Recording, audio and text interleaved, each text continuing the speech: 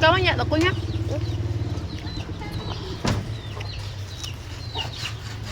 Trăng tê. Hả? Không có.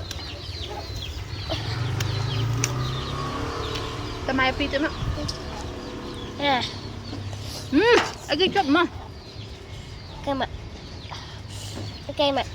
Cái. Tao bò mày. Tao bò chơi tao bò mày.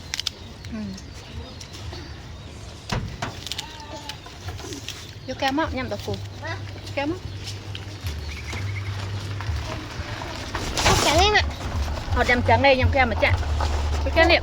Cái tay nhớ này em một tí á. Đó. Rồi nó ra nó thật chẳng là họ ngay được.